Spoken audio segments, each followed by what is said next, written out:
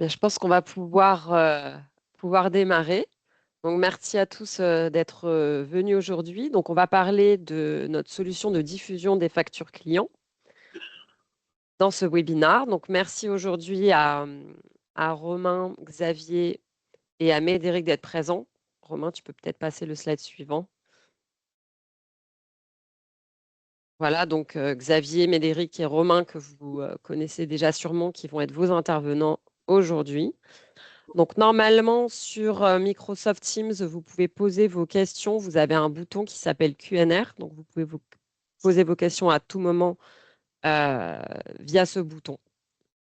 Voilà, donc merci beaucoup. Donc, à l'agenda, aujourd'hui, on va faire un point rapide sur la réforme française pour les factures sortantes. Nous allons parler de l'offre Core-Centric dédiée à ces factures sortantes. Et nous allons parler de la stratégie d'implémentation et de planning. Merci, Romain.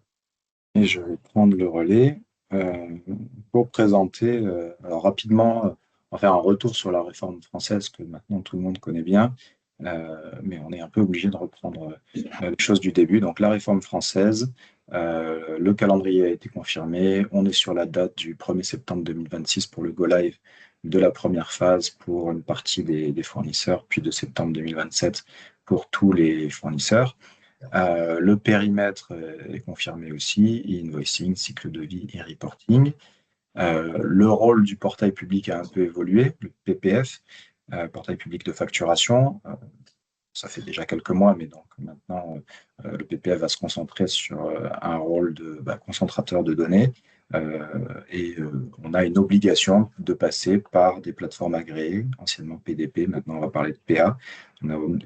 Les clients ont une obligation toutes les entreprises ont une obligation de choisir une plateforme agréée, une ou plusieurs plateformes agréées, on en parlera. Mais le portail public de facturation, en tout cas le PPF, ne peut plus jouer ce rôle de plateforme agréée. Au niveau du calendrier, là aussi, donc on est fin 2025, début 2026, les tests d'interopérabilité entre les PA et avec le PPF se terminent. La phase pilote va pouvoir commencer et on va avoir au 1er septembre 2026 une obligation qui va concerner les entreprises, alors toutes les entreprises en réception de factures et puis les grosses entreprises en émission de factures. Donc, puisque certaines entreprises devront émettre des factures, auront l'obligation d'émettre des factures au format électronique, ça veut dire que toutes les entreprises seront dans l'obligation d'être capables de recevoir des factures au format électronique.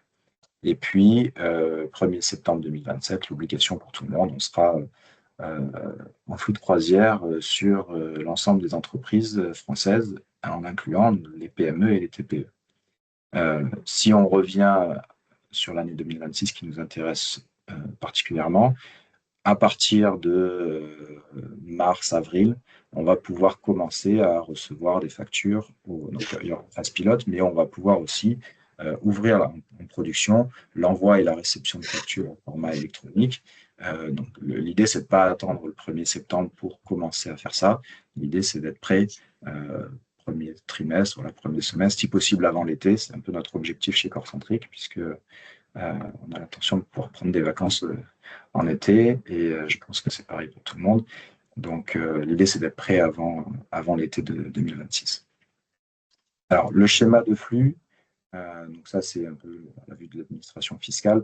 On a à gauche les fournisseurs, à droite les acheteurs. Là, comme on est dans un webinaire spécifique sur la facture sortante, j'ai changé un peu les bulles. Donc, vous êtes fournisseur, vous êtes sur la partie gauche, et puis vous avez vos clients sur la droite. Vous, en tant que fournisseur de vos clients, vous avez un outil de dématérialisation de vos factures sortantes. Vous générez des factures sortantes, c'est déjà le cas.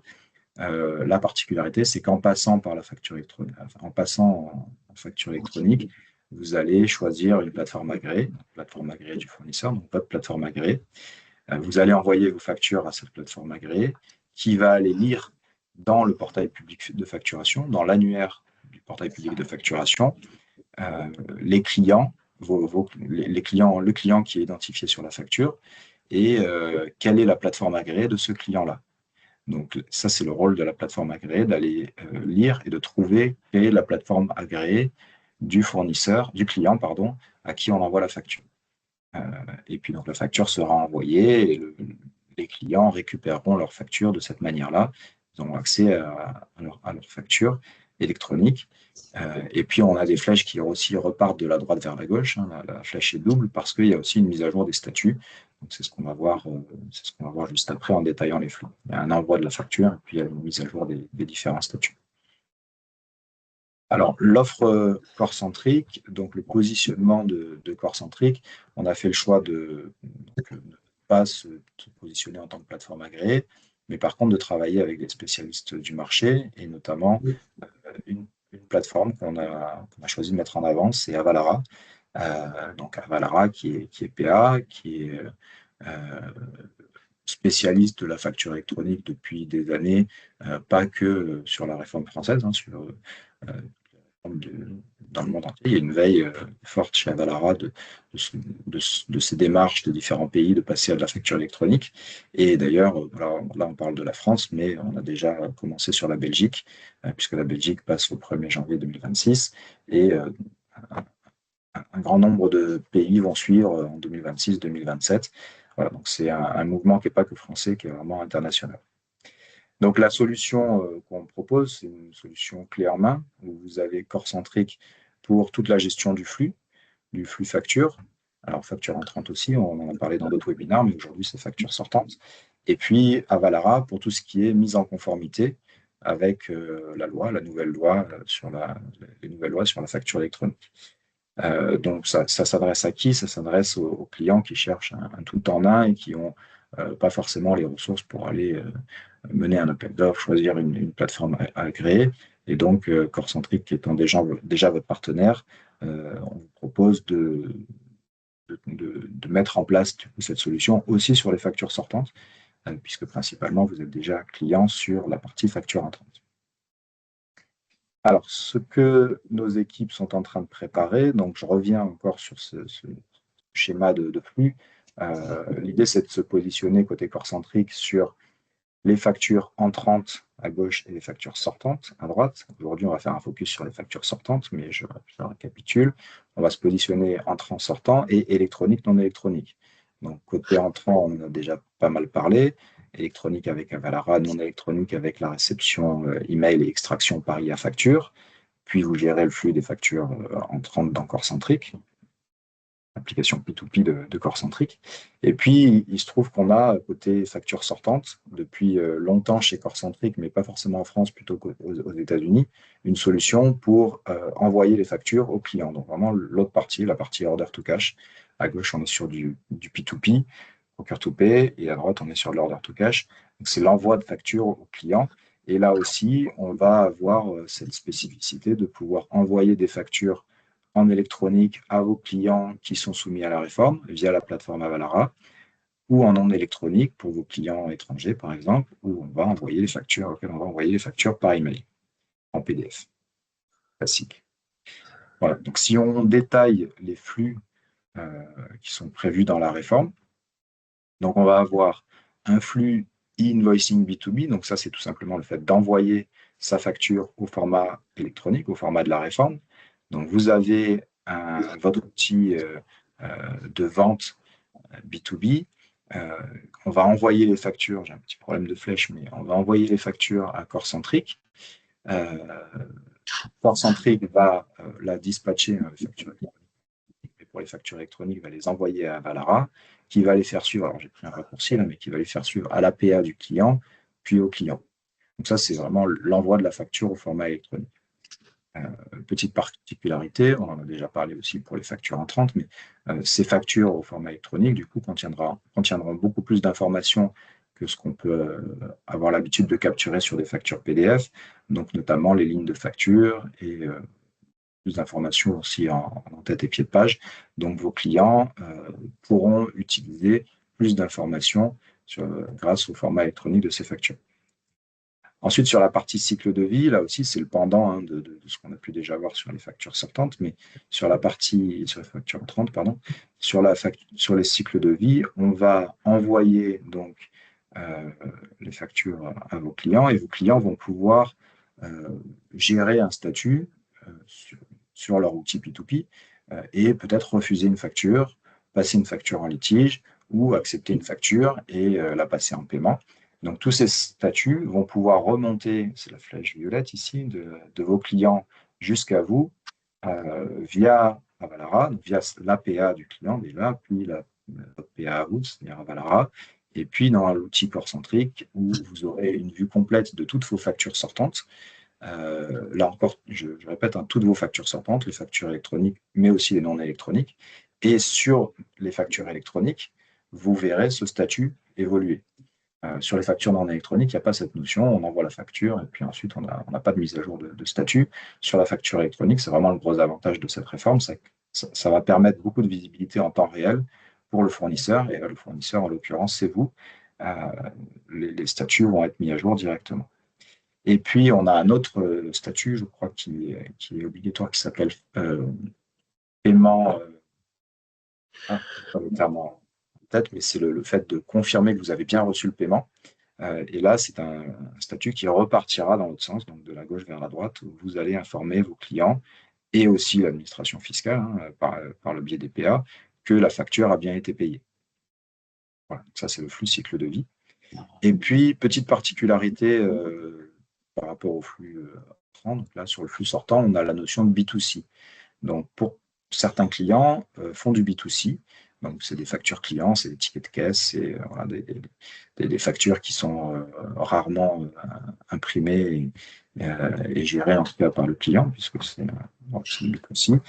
Par contre, de votre côté, c'est quelque chose qu'il va falloir y reporter à partir de maintenant vers l'administration fiscale, donc via, encore une fois, la PA, le PPF, etc.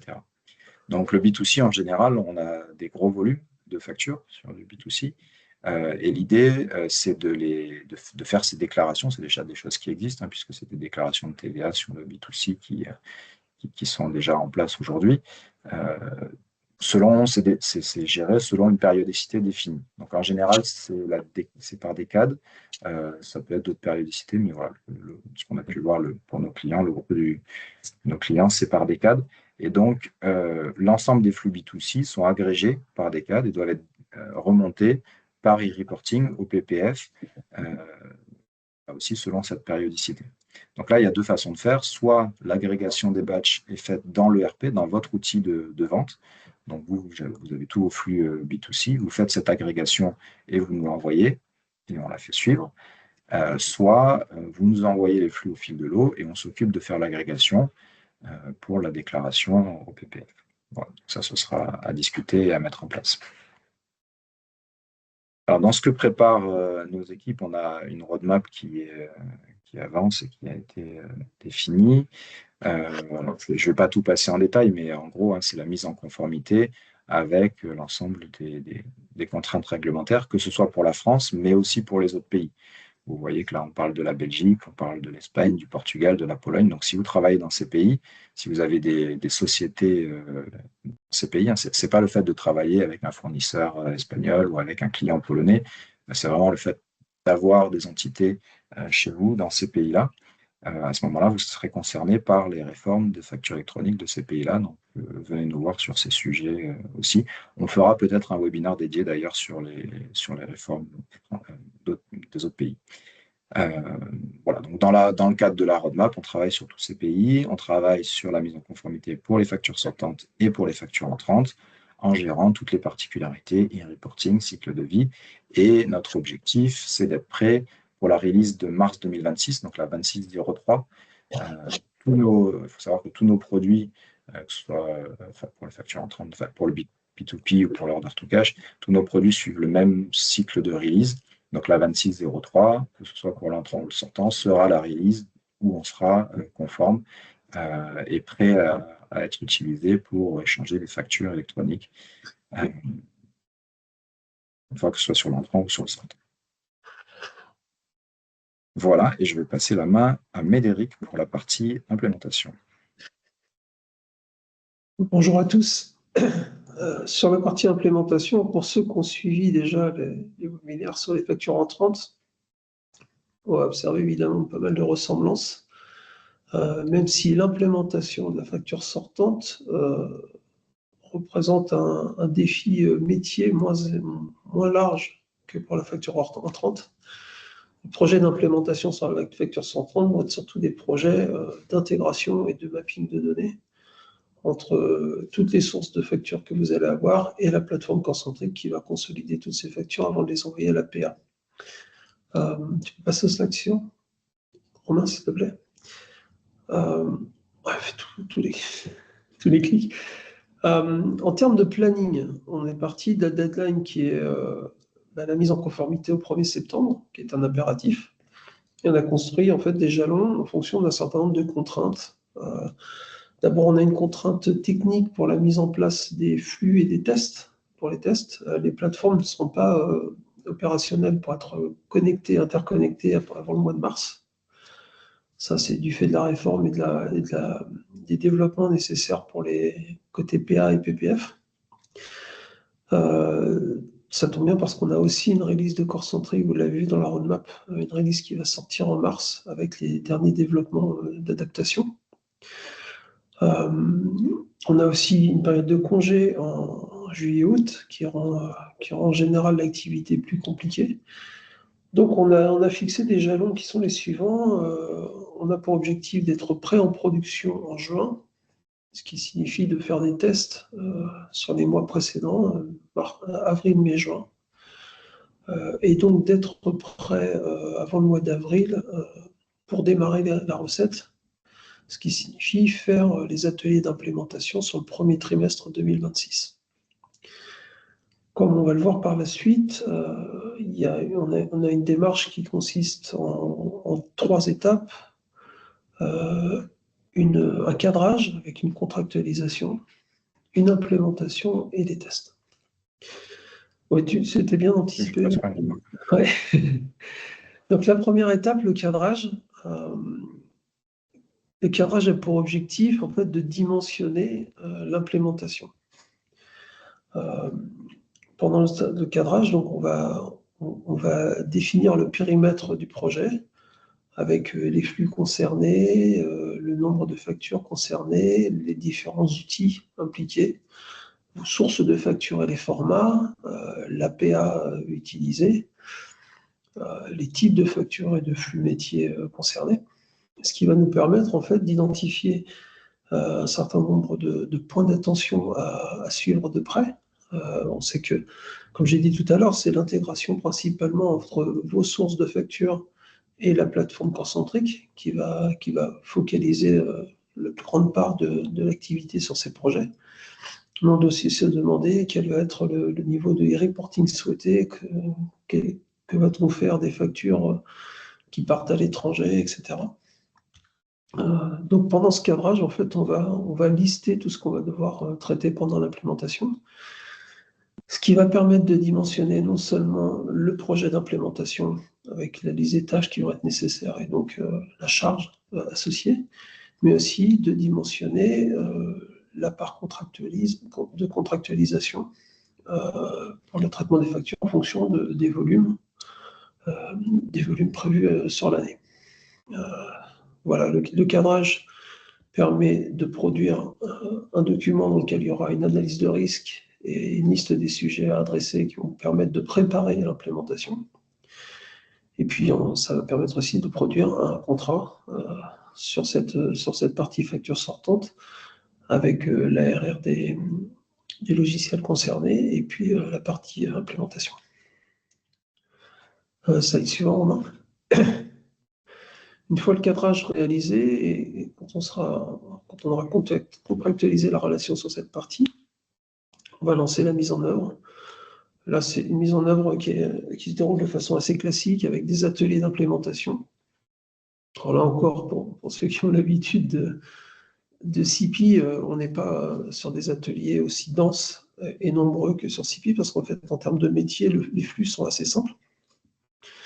On a des factures qui sont envoyées dans la plateforme Core-Centric. Dans la plateforme Core-Centric, on a une vue qui permet de piloter, de constater les états des factures. Et puis ensuite, ces factures sont envoyées vers l'APA. Et parfois, on a des retours d'informations de paiement des factures, etc., qui peuvent remonter à l'ERP. fait, l'implémentation, ça va consister principalement dans une démonstration et puis une visualisation des flux, et puis surtout dans un mapping des données entre les sources et les cibles. Donc, ce que sur un projet core-centrique habituel en CP, on aurait appelé de l'intégration. Donc, on va réaliser toute la partie spécification, et ensuite, dans la partie configuration, on va charger les données et synchroniser les données dans la plateforme core-centrique. Et dans la PA, parce qu'on va enregistrer nos entités dans Valara.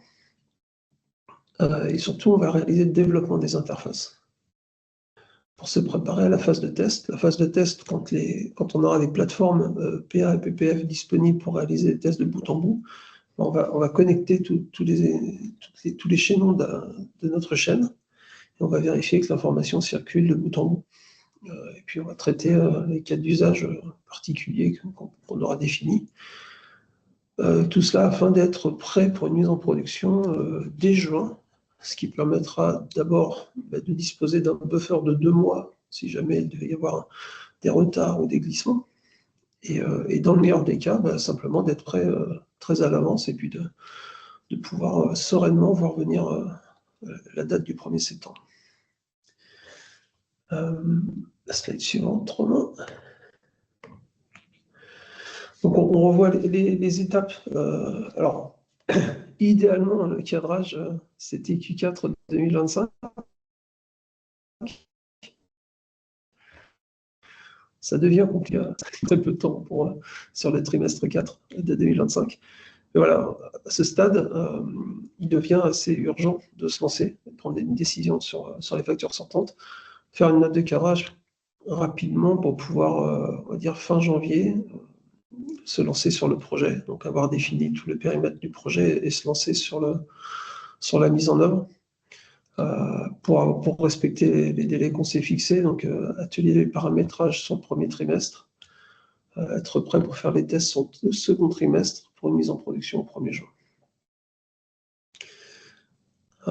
Voilà ce qu'il en est pour l'implémentation et l'approche que nous recommandons.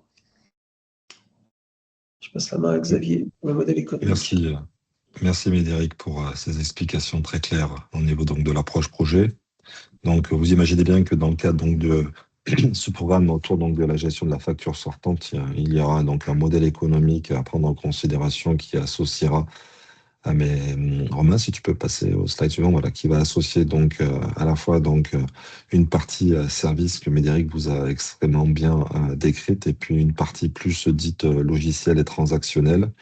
À ce titre-là, je pense que vous avez bien compris que tout va être orienté et conditionné à la réalisation de ce fameux cadrage qui va nous permettre d'avoir quelque chose de suffisamment solide, que ce soit sur la partie service, la partie technique, intégration, ou la partie transactionnelle, pour pouvoir donc vous formaliser donc un avenant core-centrique qui sera dédié au sujet.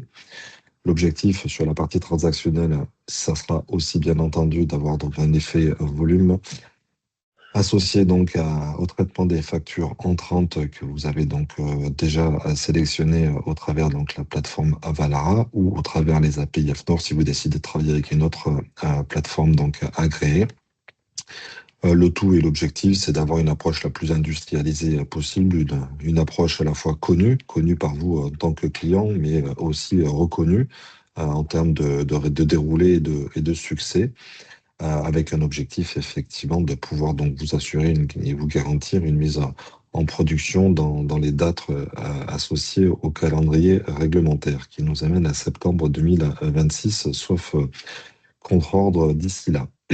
Un point à prendre en considération sur les aspects donc transactionnels, c'est le fait de pouvoir collaborer avec votre partenaire core-centrique et au travers des services d'Avalara, c'est que vous allez avoir une certaine flexibilité, une souplesse sur la partie volumétrie transactionnelle, puisque vous n'allez pas être obligé de vous engager sur 12 mois glissants sur une volumétrie arrêtée. L'objectif, ça va être de pouvoir, dans le cadre de la mutualisation avec les factures entrantes, vous proposer un modèle le plus flexible et souple en fonction de la montée en puissance des différentes transactions qui passeront donc par les services de core-centrique et d'Avalara. Voilà pour l'approche business du sujet. important. Vous avez effectivement un peu de travail et des éléments à préparer. Oui, mais je suis certain que vous avez déjà commencé à préparer. On vous a fait juste une petite liste sous forme de pense-bête des éléments et des questions qu'il faut se poser pour se préparer à la réforme. Évidemment, cartographier les flux, il faut vous identifier toutes les sources de factures que vous voulez traiter. Et idéalement, identifier vraiment les volumes. Et peut-être même, quitte à mener cette réflexion, voir s'il y a des axes d'amélioration, de simplification de ces flux, peut-être pour limiter le nombre de sources et limiter le nombre de formats de factures que vous allez produire, parce que chaque format demande une adaptation et un développement spécifique.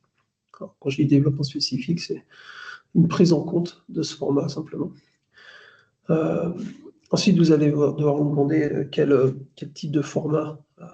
Il y a 3 formats principaux traités en standard dans la réforme.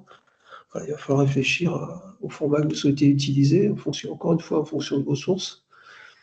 Sachant que nous, on a déjà des standards entre Concentric et Avalara qui respectent la norme. Lister les plateformes et les interopérabilités. On a des clients qui ont déjà mené des réflexions et qui ont, par exemple, souhaité simplifier au niveau des sources et qui ont consolidé toutes les sources de tous leurs ERP dans un ERP. Et en fait, ils n'ont qu'un point de sortie de leur facture qui est cet ERP dans lequel ils ont consolidé. C'est une bonne façon de procéder, ça simplifie énormément les échanges en sortie. Ensuite, réflexion sur le e-reporting. Tout ce qui est non B2B, il va falloir l'identifier et assurer le traitement. On l'a vu tout à l'heure dans les exemples avec, par exemple, les tickets de caisse. Il va falloir générer du reporting pour envoyer au portail PPF. La technologie pour les échanges, alors ça, c'est pas forcément une décision qu'il faut prendre seul de votre côté, c'est des éléments qu'on va discuter ensemble. Une réflexion à mener aussi sur l'archivage et la sécurité de vos factures. La constitution de l'équipe. Évidemment, le succès d'un projet dépend de la cohésion et de la cohérence de l'équipe qui est en charge. Réfléchir au format de test et de montée en charge, ça aussi c'est une réflexion qu'on mènera ensemble au moment du cadrage. Formation et communication, il y a de la conduite du changement, ça va quand même un petit peu changer les habitudes de vos utilisateurs. Et puis ensuite, effectivement, identifier le planning, les éléments de planning et les éléments juridiques, vérifier à quels éléments de la réforme vous êtes contraint de respecter, quels éléments de la réforme vous êtes contraint de respecter. Voilà. Si dans cette démarche vous êtes un peu perdu, n'hésitez pas à nous contacter pour qu'on vous aide à vous en sortir. On est face à ces sujets pour l'ensemble de nos clients en France. Donc on commence à cumuler une certaine expérience sur les cas particuliers, les cas d'usage. On peut vous accompagner là-dessus.